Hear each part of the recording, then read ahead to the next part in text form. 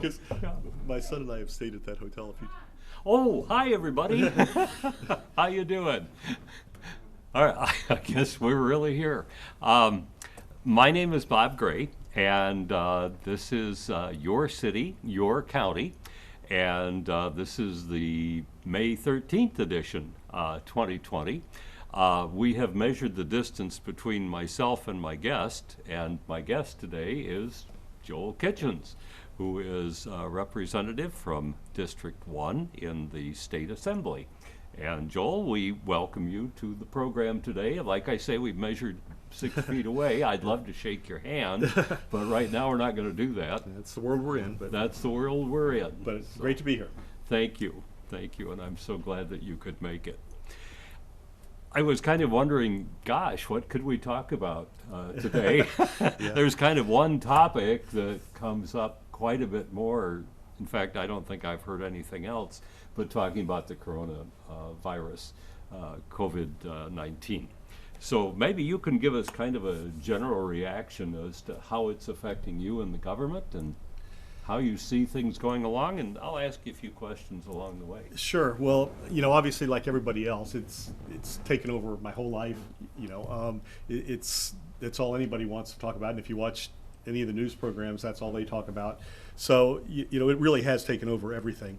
And, it's been a difficult process on the state level. And there's, people are so passionate about what they believe on this. I hear from people that think, oh, it's no worse than the common cold, and then other people that, are afraid to come out of their houses. So there's such a variety of reactions to it and ideas on how we should come out of this as far as the safer at home order, and what we'll do from that, how we'll come out of that. I'll give a little bit of background on the state level, I guess, on what has happened there. So back on March 12th, Governor Evers declared an emergency, and under his emergency powers for 60 days then after that, he pretty much has power over everything without consulting the legislature. He can't change laws or write laws, but he can write, we call administrative rules, which is sort of how they are interpreted, which is a lot of power. So all of these things that have come out with the safer at home order, as far as the essential business is not essential, all the restrictions, that's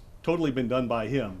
And to be honest, he has really not included us in those discussions to speak of.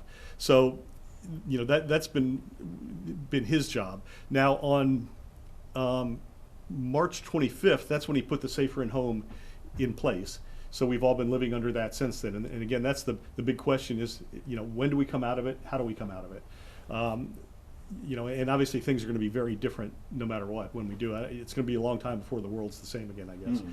So on April 17th, he announced that he was going to, he set a date of May 26th, which would be the day after the Labor Day weekend, or Memorial Day weekend rather, to begin the process of gradually coming out of the safer at home order. So, and then a few days later, he sort of backed off of the date a little bit because that was sort of an artificial date that he picked out, and he admitted that, and gave some criteria for okay, these are the things that have to happen. I think the primary one among those was that the percentage of people testing positive for the virus needed to be on a downward trajectory for 14 days. That was the number one criteria. But also there were things as far as having enough, hospital space, protective equipment, enough testing. There's been a lot of talk about testing, that when we come out. The real reason for testing as we come out of this is that when we do find someone positive, we want to be able to track down everybody that they've been in contact with and test all of those people. And in that outbreak that they had in Green Bay, which was really centered around the packing plants, that's what they've done there. And just anybody that came in any contact got tested. So anyway, so he set that date for May 26th, as a target date, sort of. Well, the problem is that his emergency powers only last 60 days, so they expired actually 2 days ago. Mm-hmm. But he's made the claim that his Secretary of the Department of Health Services, Andrea Palm, has that authority by law that she can keep it going for as long as she wishes. So that's where we have some dispute over that, and we asked the Supreme Court to decide on that, whether she really has that power. Because if she does not have that power, then things go back to normal where the legislature is involved, and we would have to negotiate, a way out of this. I guess. So that's where we are now, and the Supreme Court should be ruling any time. It's with a lot of these things with dealing with COVID-19, things change so rapidly. So we're having this discussion today. Things could be different by tomorrow once we find that out. And I would point out again that this is being recorded. The time that we're doing this actually is May 13th, 2020. So if you were watching this, things may have changed. I think by that that the time. Supreme Court ruling could affect it a lot. So this, again, if people are watching it later, it may be I different. keep wondering, Joel, if maybe the Supreme Court isn't waiting until the 26th to hand out their answer. Yeah, that would be the cowardly way. That would be a way to resolve it, I guess. Yeah. But well, there's we'll wait and there's see. some perception out there that we asked the Supreme Court to get rid of the safer at home order, and that's really not the case. What we asked was, does she have this authority? Because I'm elected to represent my constituents, so I would like to have a seat at the table. I would like to be involved in those discussions to represent my people, and I think that's really what we're trying to do. It's not that we're trying to overrule him. We just want to be able to negotiate and come up with a way to get out of this. And again, it's a tough decision, and I've said from the beginning, the decision to begin safer at home was a whole lot easier than the decision to end it, because everybody's concerned what happens when we do end it. Yeah. But we do have to have somewhat of a balance of the public health as well as the economy, because there are a lot of people that are really hurting, and the estimates are that if we stay, the estimate initially was if we stayed closed 3 months, that 35% of our businesses would never reopen again, and it's half the restaurants they expect to not be able to reopen, because so it's not. People often also say that, oh, you're trying to protect big business, and it's really not big business that's affected by this. It's our little mom and pop right. shops. So it's like Sure. our Main Street businesses that I think all of our towns are going to be different when this is over. Because you can imagine, especially if you have not been in business very long and you have a big mortgage and that kind of thing, how many people can go 2 or 3 months with no income? Yeah, it's very frightening for me to see some of the businesses that maybe just started up. I mean, I can think of several examples of definitely. restaurants and entertainment places and that sort of thing that were open, maybe for a year, maybe not that long. And how do you come out of that unless you have a very strong financial background? Right. And the strength to do it financially. And I get some pretty heartbreaking stories from people that call my office that, they put their life savings and their life's work into creating this business. And, I was thinking of one guy that had called me, he's like in his mid-60s, and, for 35 years he's been doing this, and it was going well and all that, and he's starting to think about retirement and how he'd transfer over to his kids, and now he just doesn't know if he's going to hang on. Yeah. So, I mean, that's pretty heartbreaking when you hear those stories. Definitely it is, and I see how you need to balance between that end of it, the financial end, and the other end, of course, which is the health end. I mean, that's got to be extremely difficult for the leaders to resolve those questions. Right, it is, and because it's a new virus and there's so much that we don't know, that makes it tougher yet. I think there's a lot of feeling that if we're going to have a second wave, it will probably be in the fall or into the winter when people are back indoors again. And I think that makes sense. Well, that's what the flu does. But also, if you look at the outbreaks that we're having right now, like in Green Bay, in the packing plants, or in the prisons, or in the nursing homes, it's people that are indoors and crowded. So I really do believe that once we get into warmer weather, windows are open, people are going outside a lot more, I think naturally we will not have as much incidents. I would worry more about coming into the fall and winter. But the thing is, whenever we decide to come out of this, whether we do it tomorrow or if we do it in September, the virus is still going to be here, and people are still going to get sick. And that's the thing people really need to remember, is that when we did the whole strategy of the safer at home was that, it's a cliche now, but flatten the curve. And that doesn't mean that we're going to lessen the cases. It just means we're going to spread them out so that it doesn't overwhelm our medical facilities. So people really need to remember what the purpose of that was, because it doesn't matter how long we wait. We're going to be living with this virus for probably a year until we have a good vaccine. We're going to have to live with it, and that means that we're going to have to continue to practice, some of the social distancing things, and especially, are really vulnerable people that are elderly in the nursing homes and things like that. I mean, those people are going to have to just be really careful, and it's going to be sad. I mean, that they're going to have to be so isolated, but there just really is not any other way to deal with it, because the treatments are getting better, and I think the mortality rate will continue to drop. I think as they come up with more better treatments, I guess. But it is something that it's just going to be here for a while. Yeah. Now, being a veterinarian, have you found that the testing situation, does that bother you, that there haven't been more tests? That's been one of my pet peeves, I guess, if you'd say that we've seen this situation for a number of months now. Yeah. And yet people, they're saying, well, there's not enough tests. Well, what have they been doing? Well, and our testing capacity in Wisconsin has increased dramatically. I mean, when this started, at the time that he declared an emergency, we had the capability of doing 200 tests a day. Now we can do 12,000 a day. So we have more capacity than we need now. So for a long time they were being really careful. They would only test people that were seriously ill. Otherwise, if you just showed up and you maybe had some symptoms, they would say, well, just stay home for 2 weeks. But now the testing is there where they can test anybody that needs a test. There's still some argument over whether they should be testing people that don't show symptoms. They're starting to do that more, but the worry was that, first off, when you have those tests, all it tells you is that at that moment you didn't have the virus present. So, I may not have the virus right now, but I could walk outside and somebody cough on me, and then I could have it. Oh yeah, you could go 30 seconds later and you suddenly have it. So the amount of information it gives you, people feel like, oh, everybody should get a test before they go back to work. It doesn't. The information's not that good, and they don't want to create a sense of false security that just because you have a negative test, then hey, I'm good, because that's not the case. So the real important part about the testing, I think, like I said, is to be able to track people, and the strategy in this as we open up is going to be when these outbreaks happen, and again, they're inevitable, it's going to happen, that they can swoop in and test everybody around there and isolate them and keep it just in that one little area, and then in a few weeks it'll be gone. And so you're kind of saying that that's a result of where we've come from in the last few months, that now we're to the point where we've reached another milestone where we can test better and we can get this hopefully under better control. Right, and as the numbers have gone down too, it's easier. At first, especially in a place like Milwaukee where they had a big outbreak, it was, there was just no way to track down every person and figure out who they came in contact. Now that it's much more localized, where it's just, a small group of people, then they can really do that and get a handle on it. So that will be the strategy for the next year, I'm sure.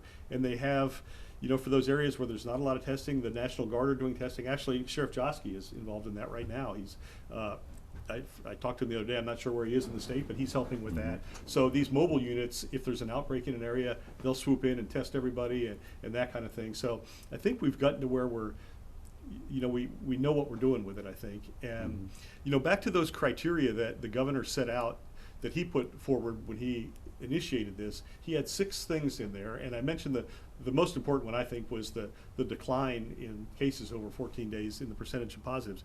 Out of those 6, there's only one that has not been met now, and actually that one is like a decrease in flu-like symptoms going to the hospital. To me, that's like probably the least important, because first off, it's a very vague thing, and so it's hard to quantify. And it actually has been going down, but they say, well, it hasn't been going down enough.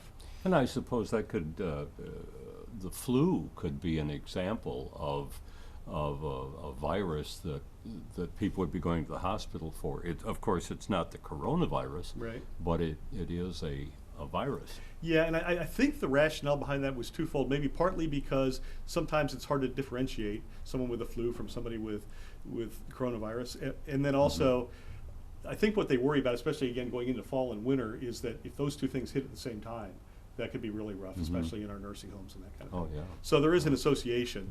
They're completely different viruses, but being a representative with a state, the state assembly, the Wisconsin Assembly, how do you see the role of the federal government having been involved? And it seems as though the administration has taken kind of a hands-off approach in some ways, and I'm not going to get into politics with you on this, but there has been no tremendous strong leadership, and this is where we're going, and this is what we're going to do.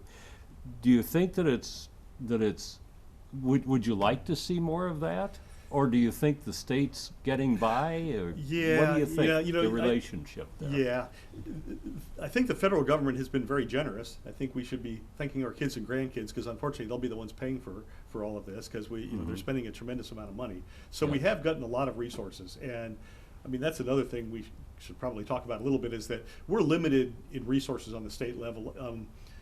Probably the last time I talked to you, we were arguing about how we were going to spend this big surplus we had and all that. Well, we don't Yep. argue about that anymore. It's Nope. long gone. And so our state budget is going to be really, really hurt, and we're going to have to go back and cut some things that we don't want to cut. So we don't have money on the state level, but the federal government has given us about a couple of $1 billion, really. And the governor, again, during these emergency times, he has complete discretion over that. So we really don't have any say in how he's choosing to spend that. A lot of it was spent on, you know, ventilators, getting hospitals all ready, and those kind of things. And you know, he's talked about something helping the farm community and all of that.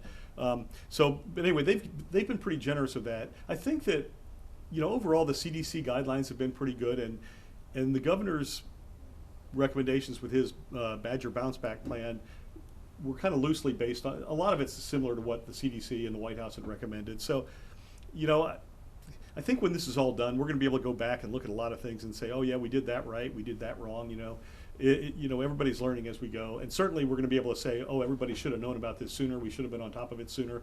But, you know, I think everyone was caught by surprise. That you know, I saw some quotes from Dr. Fauci from a few months ago where he was sort of downplaying how big a deal this would be. So even a guy like that, where that's his life's work, I don't think he anticipated that it was going to turn out like this. Yeah. You know? How do you ever predict, you know, Right. how something's going to go?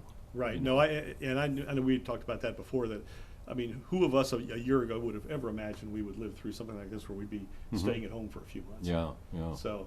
I'm waiting for my grandchildren's grandchildren to ask them, what happened? What were these masks for? What were you thinking? You Yeah, know? yeah. And to hear their stories to their grandchildren. Yeah. I'm sure I won't be here for that. No, I think everybody will have stories. Yes. Oh, they will. And people will be going, I can't believe, you know, that it really that happened. And I'm sure that if we had a lot of people, and we still have a few people that were alive during the 1919 period when they had their pandemic, you know, but you know, here it's been about 100 years, 101 years since you know, since we've been through this. Yeah, no, and I do remember as a kid, from like my mother's family talking about, you know, my mother was born in the 20s, but you know, they would talk about their relatives that they had lost during that. So obviously that's something that, you know, shapes things for a long time, and it's something you never get over. But but go ahead. Okay, I guess I can go back to as we reopen and what people can expect on that. Now the governor's plan, he has 3 phases where, and I don't remember all of it, you know, all the details without having it in front of me. But as far as, you know, how many people can go into restaurants, what can be open, you know, churches can only have 10 people. Then in phase 2 they can have 50 people. So it's a phased in approach like that. Now that he does not give any criteria for when do we move from phase 1 to phase 2, you know. So there are a lot of things that are still up in the air. And again, with the Supreme Court ruling and all, I'm just not sure how that'll play out, if that's going to be a plan that we go by. One of the disagreements the Republicans have had, or the legislature has had with him, is that the CDC recommends that we have a regional approach. So it sort of recognizes that, well, Algoma is not the same as Milwaukee. You know, you have the population density is not as much, you have less of the disease, the medical facilities are probably not as good as they have down there. So all of those things that probably should be figured into, you know, maybe we handle things differently in Algoma than we do in Milwaukee. So we would prefer a regional approach like that takes things like that into account. The governor so far has said he wants a blanket one across the state. So that'll be one of the areas that assuming we get a chance to negotiate, that we will talk about. Now, he has signaled that maybe he would be open to a little bit of that. So,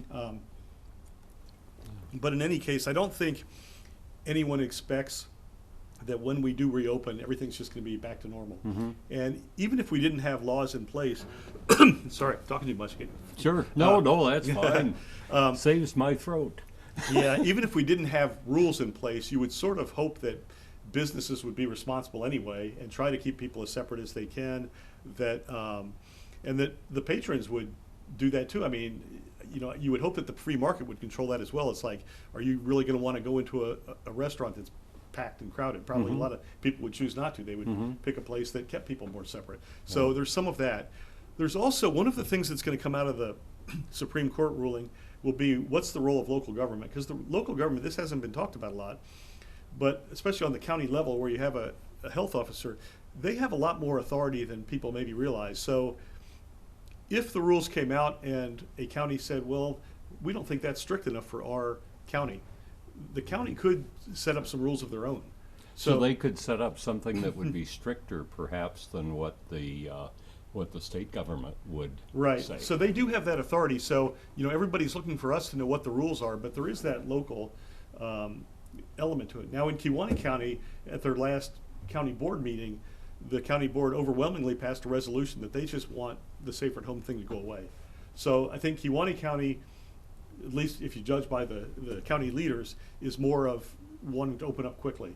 Whereas Door County, it's a little different there. I think that especially northern Door, you have a lot of retired people, so a lot of elderly people, and plus you get that huge influx up there of tourists. And I mean, tourism is important, of course, in Kewaunee County too, but you don't have that influx where the out-of-town people outnumber the local people. So I think that causes a lot of concern too. So I think Door County would probably be more likely to want to put something in a beyond what maybe the state would do, from what I'm seeing so far, than maybe Kewaunee County would. Sure, and you look at things, politically, you have to look at that. Sure. Certain areas would have more Republicans, certain areas would have more Democrats. Yeah, and that so plays I'm into sure it, that certainly. involves it too. So I would express my thought, and this is purely me, that I think Wisconsin should be congratulated in some ways because they have put in some restrictions that have certainly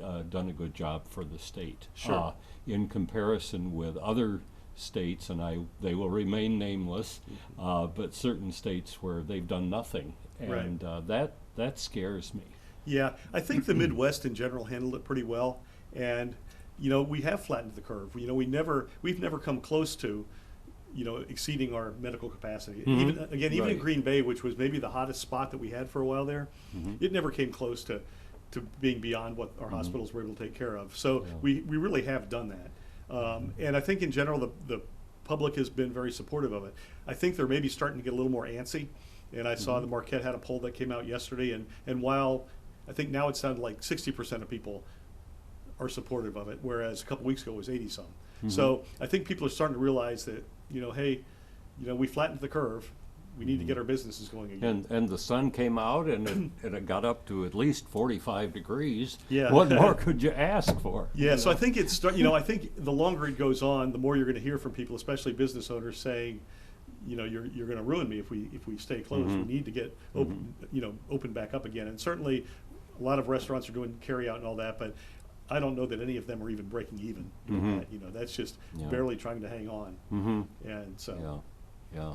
Well, it'll be interesting to see where we go. And you and I were talking previously, before we came on the air, that we were talking about World War II, and that things changed from 1939 until 1945, which was the era, of course, of World War II.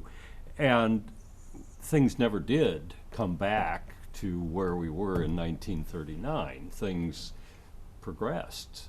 We saw nuclear weapons, nuclear facilities. We saw, changes in cars. We saw changes in lifestyles. We saw suburbia grow up, and I'm sure that we'll see changes like that.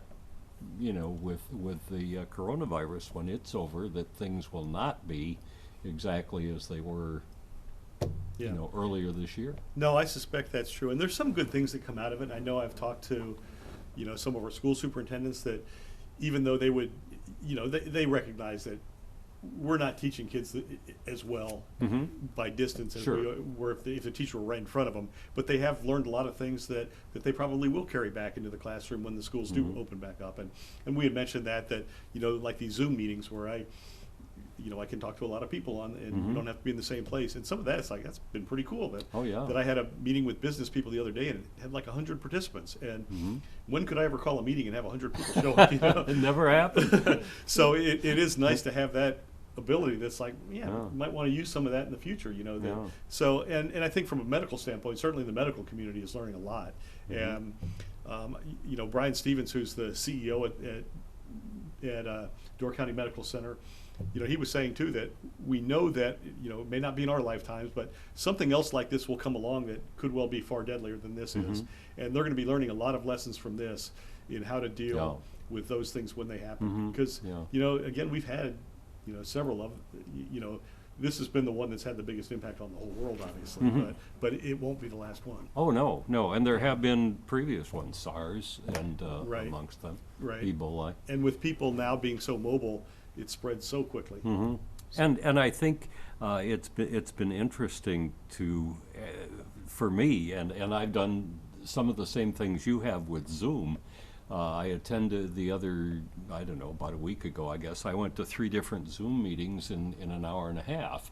It's something I never would have done before. And I think as we look back, if we hadn't had the internet and hadn't had things like Zoom, we'd be in a whole lot tougher shape than we are right now. People be calling each other maybe on the phone, or yelling over the back fence, I don't know. But it is, and that's a good point. It's just hard to imagine what life would be like if we didn't have the internet. And my granddaughter lives in New York. Well, now I can see her on the screen and all of that. It's like, back when we were young, even a long distance call was a luxury. So. Well, I think some of the interesting things that we have to look forward to, and I'm saying interesting from a fascinating point of view, is like people getting haircuts, people attending funerals where the people have passed away already, and they'll be having a memorial service of some kind.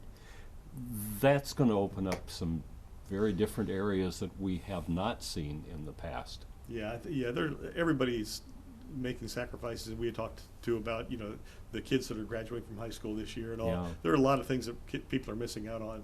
I mean, you and I are looking a little shaggy here. A little bit, but that's pretty minor. Can live with that. But at least I have an excuse this time. Right, compared to what most people are going through. I mean, we're very fortunate that that's all we have. Right. Yeah. And our unemployment is the highest it's been since the Great Depression, really. So there are a lot of people that are really hurting, and fortunately the federal government with their programs are making it a lot easier on people, but it is tough. And I'll put in a plug on that too, by the way.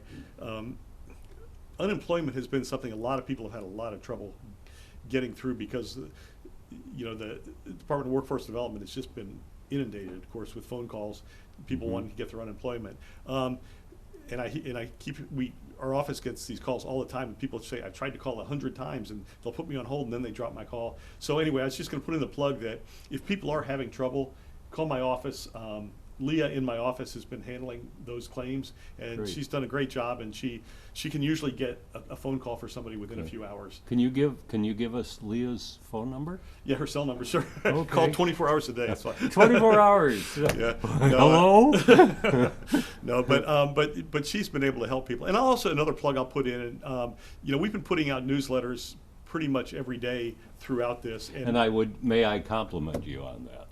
You and I don't always agree politically, but I read through those every time I get one, and I think that's great. Thank you so much. Well, thanks. And we've gotten a lot of good feedback. We try to, to get what's going on in the state, especially, and then relate it to what people are having, seeing locally, I guess.